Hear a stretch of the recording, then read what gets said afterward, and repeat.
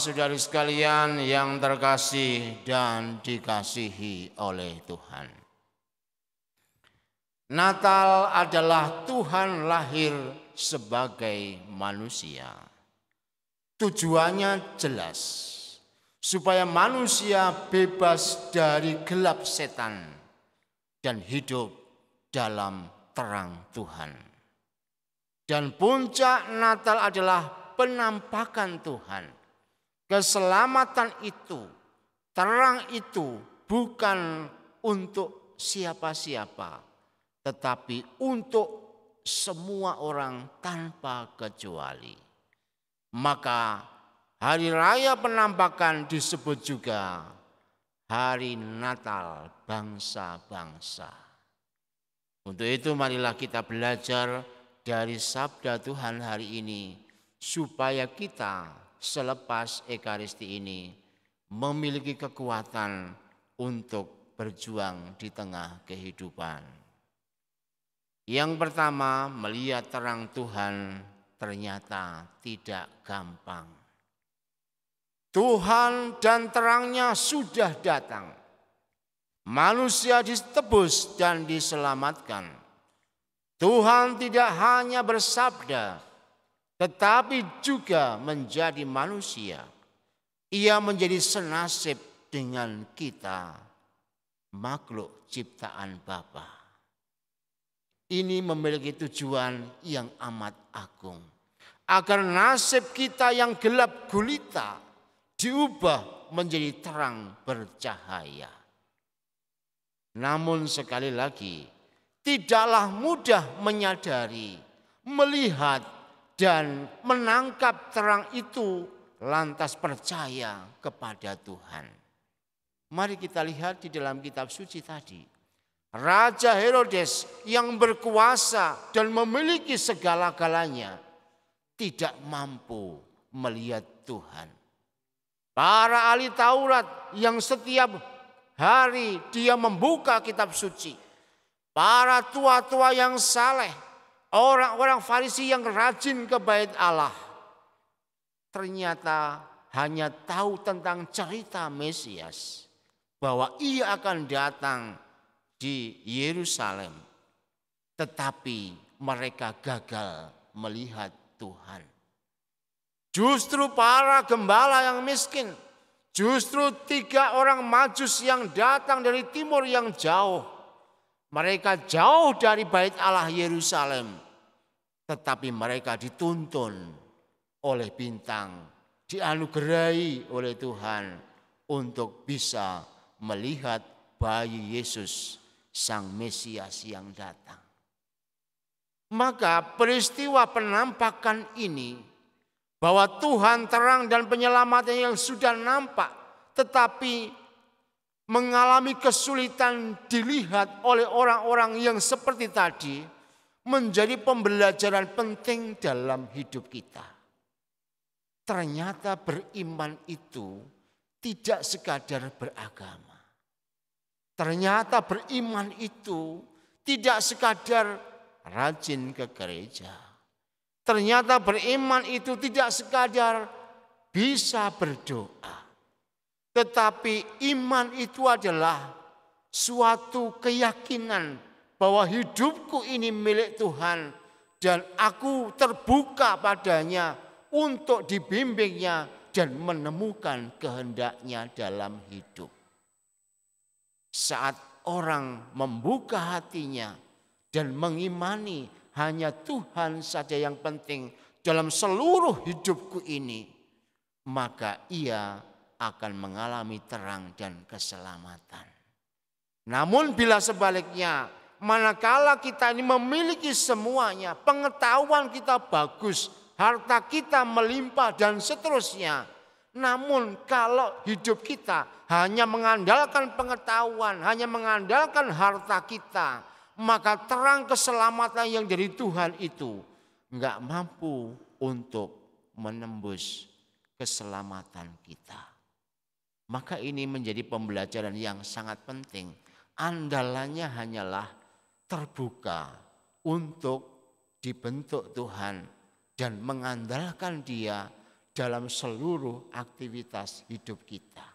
Tanpa itu, maka kita meskipun terang itu sudah diwujud nyatakan, kita tetap hidup dalam gelap.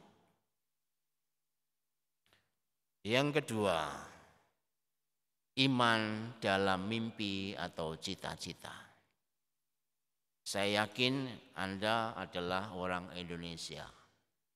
Orang Indonesia itu biasanya waktu kecil ditanya, cita-citamu apa? Gitu kan.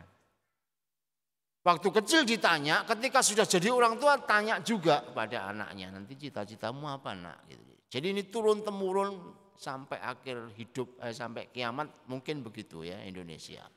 Nggak tahu, saya kan nggak pernah ke luar negeri ya, jadi nggak tahu orang luar negeri itu seperti apa. Tapi kebanyakan orang Indonesia selalu bertanya begitu. Tetapi ini adalah sebenarnya sesuatu yang penting. Cita-cita anak kecil adalah mimpi besar. Mengapa? Sekarang belum nyata dalam kehidupan, nanti kemudian diwujud nyatakan. Nah, hidup beriman juga mesti ditanya. Bahwa kita semua beriman itu, cita-cita hidup rohani Anda itu apa? Ketika kita tidak memiliki cita-cita hidup rohani kita, maka visi hidup rohani kita juga tidak jelas. Oleh karena itu secara umum, meski Anda tidak menjawab, dengan Anda hari ini hujan lebatnya seperti itu, petirnya menyambar-nyambar, Anda datang juga ke gereja, saya meyakini bahwa Anda memiliki cita-cita hidup rohani untuk melihat dan bersatu dengan Tuhan. Karena ini cita-cita barangkali bisa sudah Anda temukan, barangkali belum. Tetapi karena ini cita-cita hidup rohani, maka ini berlaku sepanjang hidup sampai mati. Dan disinilah sebenarnya yang penting untuk kita geluti. Bahwa bintang timur yaitu Yesus yang kita tuju dalam cita-cita hidup rohani kita. Oleh karena itu sebagaimana orang Majus dengan tantangan yang besar, mereka pergi mencari tahu di mana Yesus dilahirkan. Demi melihat Sang Penyelamat, segalanya ditinggalkan. Perjalanan yang jauh dilakukan, meskipun itu rumit, pengorbanan besar mereka relakan. Dan akhirnya dari seluruh perjuangan yang sedemikian berat itu, mereka mendapat gantinya, yaitu melihat Tuhan, bayi yang lahir di palungan itu. Dan dalam kitab suci tadi dikatakan, mereka sangat bersuka cita. Segala jerih payah yang mereka alami itu sekarang diganti dengan sukacita yang agung. Oleh karena itu pada hari ini kita semua diajak melihat pengalaman ini sebagai pengalaman yang berharga. Kita tahu bahwa dengan dibaptis kita menjadi pewaris kerajaan Allah. Kita sudah mengetahui di mana Yesus dilahirkan. Kita sudah percaya bahwa Tuhan sudah sungguh lahir dan aku diselamatkan. Namun segala keistimewaan yang seperti ini, hak istimewa seperti ini tidak akan menyelamatkan apabila tidak juga diimbangi dengan usaha yang amat keras.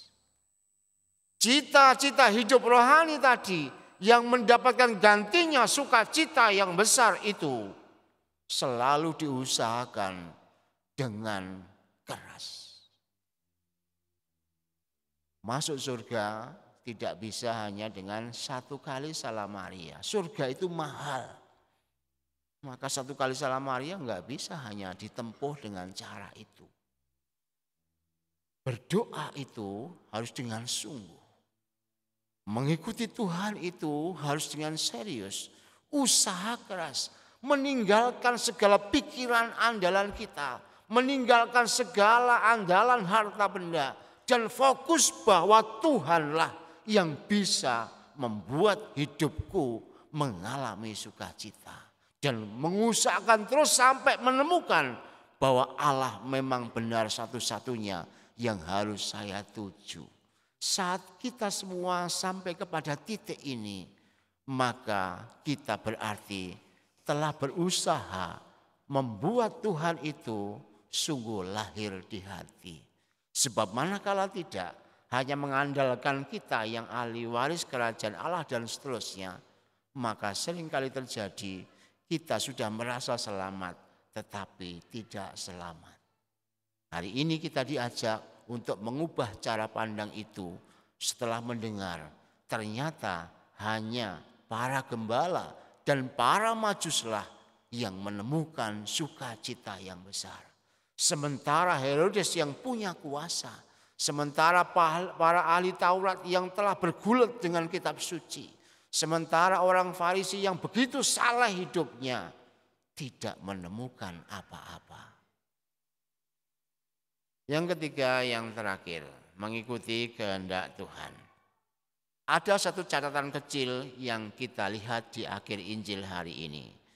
Para majus tadi setelah mendengar tentang Yesus Sang Mesias yang lahir, mencari-cari dan kemudian menemukan. Setelah menemukan dan mempersembahkan itu, mereka bermimpi supaya pulang melalui jalan lain.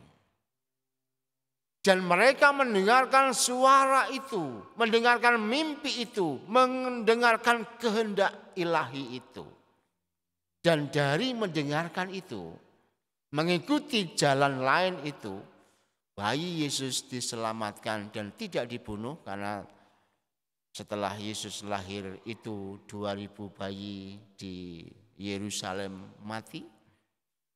Mereka pun sampai ke tempat tujuan dengan selamat.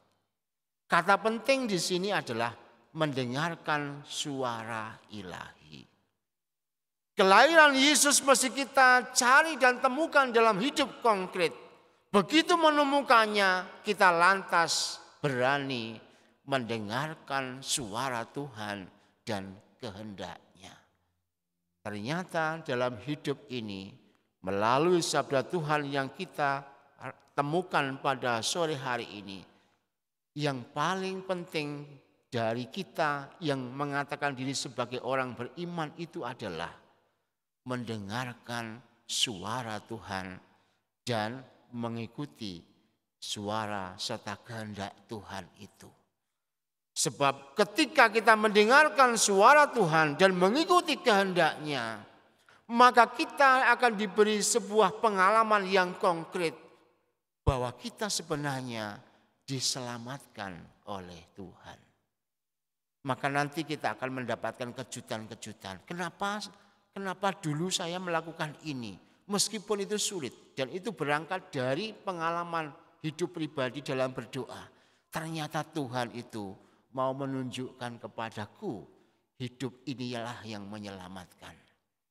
Maka orang beriman, orang yang menemukan Tuhan, pada akhirnya dia akan berselancar di tengah badai tofan dan selamat. Ketika mengikuti kehendak Tuhan, maka yang terjadi adalah meskipun itu sulit, tetapi selalu ujungnya keselamatan. Beda dengan kehendak setan. Kelihatannya sangat membahagiakan, tapi pada akhirnya adalah kesengsaraan. Tuhan membaliknya, ujungnya adalah keselamatan dan di tengah-tengahnya adalah perjuangan. Tapi perjuangan itu tidak sulit karena sebenarnya Tuhan sudah menunjukkannya. Hanya yang sulit adalah kita ini seringkali keras kepala dan keras hati, sehingga kehendak Tuhan itu menjadi sulit untuk dilakukan.